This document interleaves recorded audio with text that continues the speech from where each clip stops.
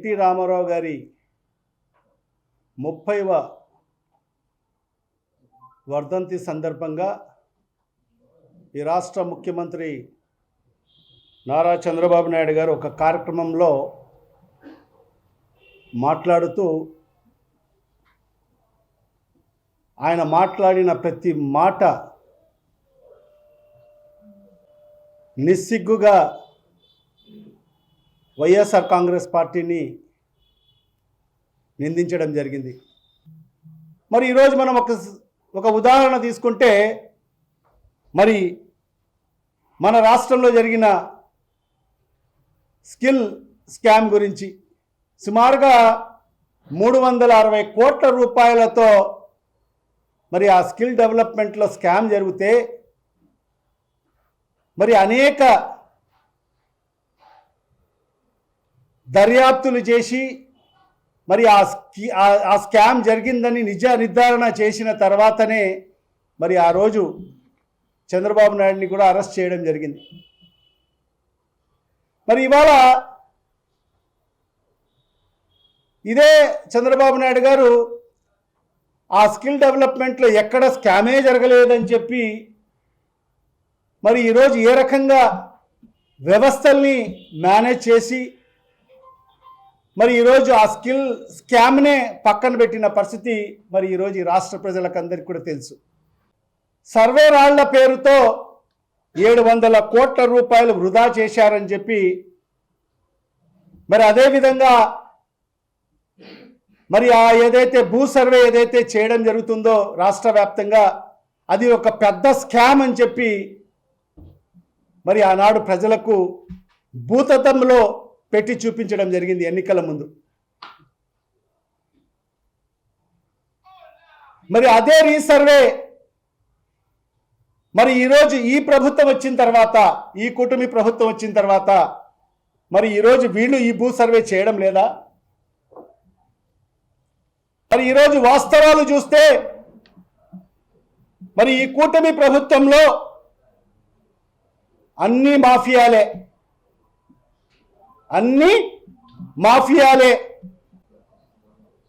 ఈరోజు మద్యం మాఫియా చూసుకుంటే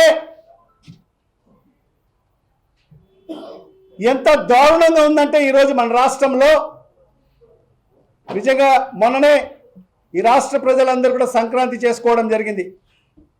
మరి ఈ రాష్ట్రంలో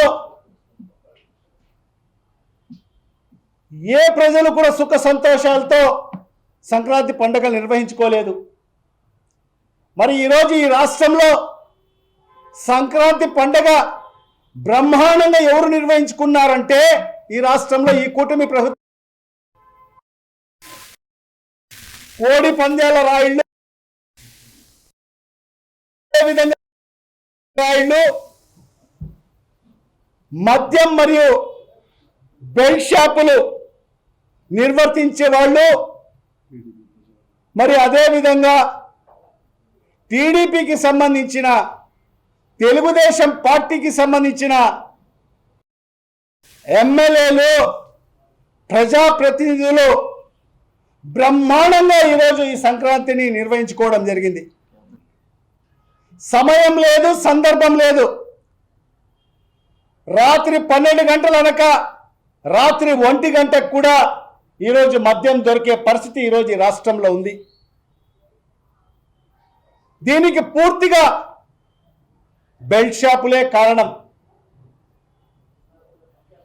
ఒకవైపు మద్యం షాపుల మాఫియా, మరోవైపు బెల్ట్ షాపుల ద్వారా యథేచ్ఛగా మద్యం అమ్మే కార్యక్రమాలు ఈ రాష్ట్రంలో జరుగుతున్న పరిస్థితి స్పష్టంగా కనిపిస్తుంది.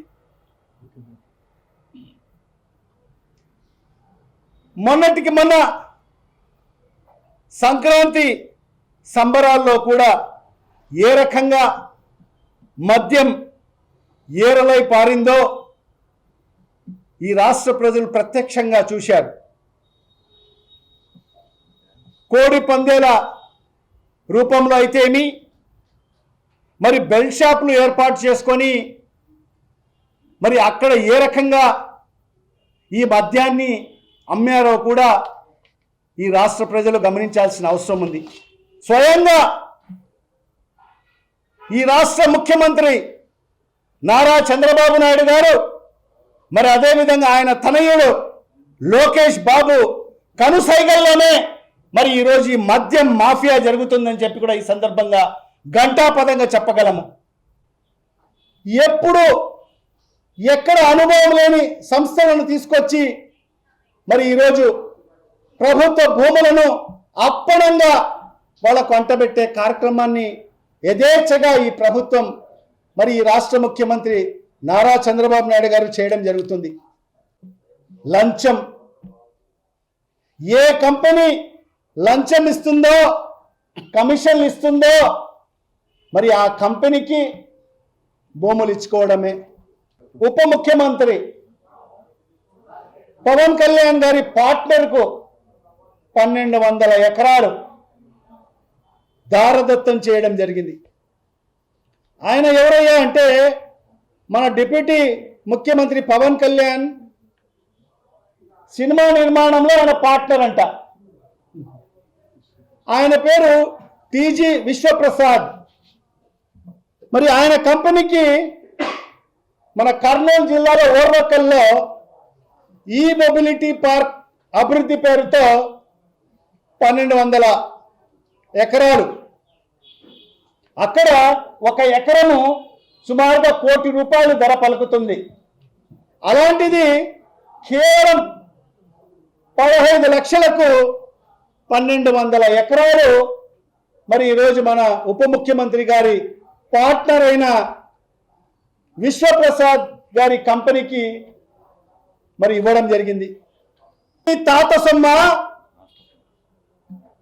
నీ హెరిటేజ్ సొమ్మ, నీ అబ్బ సొమ్ము ఎక్కడైనా 1 ఎకరా 99 పైసలకి, నీ హెరిటేజ్ భూములు ఎక్కడైనా 99 పైసలకి. ఎవరు ఇచ్చారు నీకు అధికారం? ప్రభుత్వ ఆస్తులను కాపాడండి అని చెప్పి మీకు పట్టం కట్టడం జరిగింది. ప్రజల ఆస్తిని కాపాడండి అని చెప్పి ఈ రాష్ట్ర ప్రజలు మీకు పట్టం కట్టడం జరిగింది. అలాంటిది నా ఇష్టము, నేను ఎవరికైనా ఎంతకైనా ఇచ్చేసుకుంటానని చెప్పి ఖచ్చితంగా ఈ రాష్ట్ర ప్రజలకు దీని మూల్యం ఖచ్చితంగా భవిష్యత్తులో చెల్లించుకోవాల్సిన పరిస్థితి ఏర్పడుతుంది. Local to global news at your fingertips. మీ చేతిలో ఒక ఆయుధం. Download raw TV app.